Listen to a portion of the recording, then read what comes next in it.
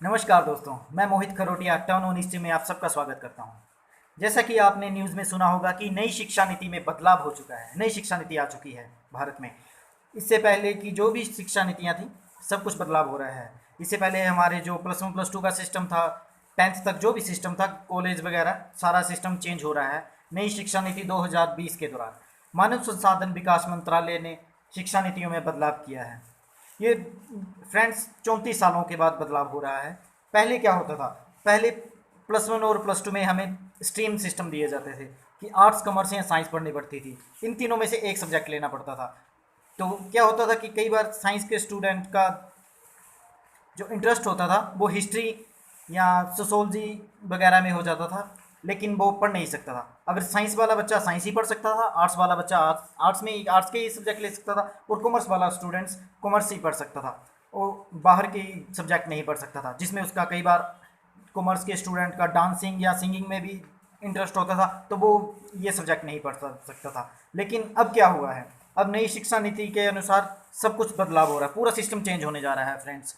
अब क्या होगा? जो पहले होता था +1 +2 में ही हम 11वीं या 12वीं में ही हम सब्जेक्ट ले सकते थे स्ट्रीम, वो अब सब कुछ बदलने जा रहा है। अब क्या होगा? अब 5वीं तक जो बच्चे होंगे वो फाउंडेशन कोर्स के तहत आएंगे, जो राष्ट्रभाषा में पढ़ सकते हैं। और सबसे अच्छी बात ये होगी कि इंग्लिश जरूरी नहीं होगी, इंग्लिश अनिवार्य कर दी गई, इंग्लिश अनिवार्य नहीं कर दी जाएगी। तो ये पहले की तरह ये नहीं होगा कि इंग्लिश पढ़नी ही पड़ेगी, ज़बरदस्ती थोपी जाएगी बच्चों पे। अब राष्ट्रभाषा में भी 5वीं तक पढ़ सकते हैं, और इसके बाद भी आप इंग्लिश या हिंदी दोनों में एग्ज़ाम्स दे सकते हैं। तो 5वीं तक जो होगा वो फाउंडेशन कोर्स होगा। इसमें तीसरी के बाद आपको इतिहास, गणित, हिंदी या अलग सब्जेक्ट पढ़ाए जाएंगे। तीसरी तक बच्चे को मिडिल फाउंडेशन कोर्स में रखा जाएगा, और चौथी 5वीं से इन्हें ये राष्ट्रभाषा में पढ़ाई जाएंगी। और इसके पश्चात क्या होगा? 6वीं से 8, जो 8वीं कक्षा होगी, वो मिडिल स्टेज में रखे गए हैं। मिडिल स्टेज से उनका तात्पर्य यह है कि आप 6वीं में पढ़ने वाला विद्यार्थी कंप्यूटर कोर्स भी कर सकता है, कोडिंग कर सकता है, कंप्यूटर कोडिंग कर सकता है, इंटर्नशिप में जा सकता है। अगर किसी बच्चे का इंटरेस्ट है कि मान लो कोई मोटर मैकेनिकी में इंटरेस्ट है, कोई इंजीनियरिंग वगैरह या पेंटिंग में इंटरेस्ट है, तो वो किसी पेंटर या अपने जो पास कंपनी वगैरह होंगी या आपके कोई भी गुरु होंगे साथ आस पड़ोस में, तो उनके पास वो इंटर्नशिप कर सकते हैं। यानी कि उनके पास वो अपनी पेंटिंग या जो जिसमें भी इंटरेस्ट है वो कर सकते हैं। और इसके पश्चात क्या होगा? 6वीं से 8वीं तो आ गई मिडिल स्टेज। इसके बाद 9वीं से 12वीं तक जो सिस्टम होगा वो स्ट्रीम सिस्टम रख दिया है फ्रेंड्स। स्ट्रीम सिस्टम ये था, पहले जो था, पहले +1 और सिर्फ +2 में ही था स्ट्रीम सिस्टम, लेकिन अब 9th में कर दिया गया है। अब बच्चों को जो है वो रिपोर्ट कार्ड 360 डिग्री असेसमेंट के आधार पर दिए जाएंगे। अब ये नहीं है कि जो रट्टे मार लो, रट्टे मारने के बाद ही बच्चा पढ़ लेगा और उसके पश्चात उसे पता नहीं होता था कि क्या करना है लाइफ में। लेकिन अब जो होगा, 9th से लेके 9th में ही आपको आर्ट्स, कॉमर्स या साइंस विषय चुनना होगा, है ना? अच्छी बात। 9th में ही आपको जिसमें भी इंटरेस्ट है आप फ्रेंड्स का, बच्चे जो भी हैं जिस जिस सब्जेक्ट में इंटरेस्ट है वो अपनी इंटरेस्ट से सब्जेक्ट ले सकते हैं। और अब ये नहीं है कि जैसे साइंस का बच्चा सिर्फ साइंस के सब्जेक्ट पढ़ सकता है, साइंस का बच्चा हिस्ट्री भी पढ़ सकता है, और आर्ट्स का बच्चा बायोलॉजी पढ़ सकता है ना? अच्छी बात। तो यही नया सिस्टम चेंज होने जा रहा है।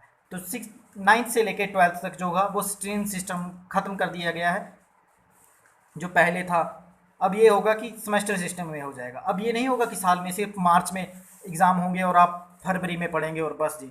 ऐसा भी होता था, हमारे टाइम में भी ऐसा होता था कि सिर्फ फरवरी में पढ़ेंगे, मार्च में अच्छे नंबर आ जाते थे, पूरा साल कुछ नहीं पढ़ते थे। लेकिन अब पूरा चेंज हो जा रहा है सिस्टम। अब 2 सेमेस्टर में होगा, हर सेमेस्टर में आपको पेपर लिए जाएंगे, उसके आधार पर आपका फाइनल रिजल्ट माना जाएगा। और रिपोर्ट कार्ड 360 डिग्री असेसमेंट में माना जाएगा कि स्टूडेंट को ही नंबर देगा, स्टूडेंट के व्यवहार पे, वो कौन कौन सी गेम में ज़्यादा अच्छा है। ये नहीं कि किताबी कीड़ा है वही आगे बढ़ेगा। अब स्पोर्ट्स में भी होना चाहिए बच्चा, एक्स्ट्रा सर्कुलम एक्टिविटीज़ भी होनी चाहिए बच्चे में। रटना नहीं, अब हमें रटने वाले स्टूडेंट्स नहीं चाहिए। गवर्नमेंट कहती है कि हमें विद्यार्थी जो है रटने वाले नहीं चाहिए, समझने वाले भी चाहिए। ये नहीं कि जैसा टीचर ने पढ़ाया, बुक में लिखा हुआ है, बच्चे वैसे ही उतार के आ जाते हैं और 85% 95% ये पूरे परसेंटेज ले आ रहे हैं, लेकिन आगे जाके कंफ्यूज हो जाते हैं कि हम करें क्या। +2 ग्रेजुएशन के बाद अब क्या, पहले क्या होता था कि इंजीनियरिंग का बच्चा होता था, पूरा इंजीनियरिंग पढ़ी।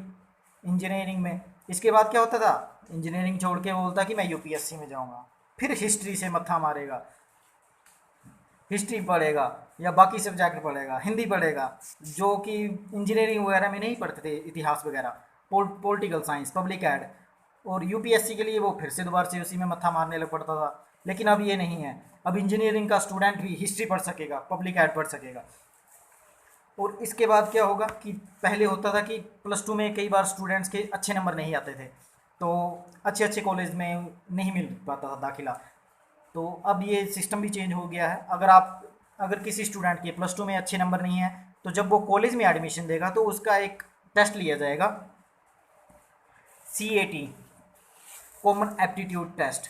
तो वहाँ पे नंबर दिए जाएंगे, उस हिसाब से बच्चे को एडमिशन मिल सकती है थी। अब कोई भी स्टूडेंट है अपने मन मर्जी के कॉलेज में दाखिला ले सकता है। अब ये नहीं है कि अगर किसी कॉलेज, अच्छे कॉलेज की जो, अब ये सिस्टम नहीं है कि अच्छे कॉलेज की मेरिट लिस्ट 85% से जा रही है तो 65 या 50% वाला बच्चा नहीं ले सकेगा एडमिशन। ऐसा नहीं है, अब ये शिक्षा में बदलाव कर दिया गया है। और +2 के बाद क्या है, अब जो ग्रेजुएशन सिस्टम होगा वो भी चेंज कर दिया जाएगा। इसके पश्चात 3 से 4 साल का हो जाएगा। अब पहले ये होता था कि अगर किसी ने फर्स्ट ईयर में एडमिशन ले लिया है ग्रेजुएशन के लिए, तो वो पूरी ग्रेजुएशन करेगा तभी उसे डिग्री मिलेगी, नहीं तो डिग्री मान्य नहीं होगी, कुछ नहीं मिलेगा।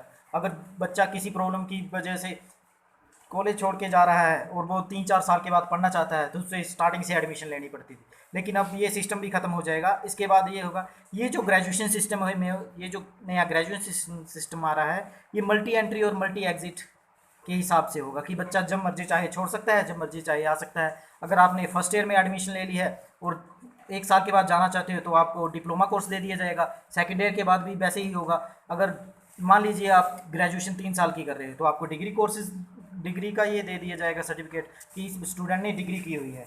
और जो चौथा साल है ये आपका होगा रिसर्च बेस। जो स्टूडेंट 4 साल लगा रहा है ग्रेजुएशन में, उसे एक रिसर्च का एक्स्ट्रा सर्टिफिकेट दे दिया जाएगा ग्रेजुएशन के साथ कि ये रिसर्च भी की हुई है। और इसके बाद क्या होगा कि हर कॉलेजेस में म्यूजिक, संगीत, कला, साहित्य हर कॉलेज में पढ़ाए जाएंगे। अब ये नहीं है कि इंजीनियरिंग कॉलेज है तो उसमें सिर्फ इंजीनियरिंग ही पढ़ाई जाएगी। संगीत, कला, साहित्य हर कॉलेज में पढ़ाए जाएंगे, ये अनिवार्य कर दिए जाएंगे। और कॉलेज मनमानी फीस नहीं ले सकेंगे। अब एक फीस स्ट्रक्चर सेट कर दिया जाएगा कि इतनी ही फीस ले सकेंगे कॉलेज। ये नहीं है कि अपनी मनमर्जी से फीस ले जा रहे हैं और कोई वो नहीं है। अब फीस का भी ये होगा। और फ्रेंड्स, मानव संसाधन विकास मंत्रालय का नाम भी बदल दिया जाएगा इसी के साथ। ये शिक्षा नीति 2021 में लागू हो जाएगी और ये मानव संसाधन विकास मंत्रालय का नाम बदलकर शिक्षा मंत्रालय कर दिया जाएगा। तो है ना अच्छी बात। तो धन्यवाद दोस्तों, उम्मीद है आपको ये वीडियो पसंद आई होगी।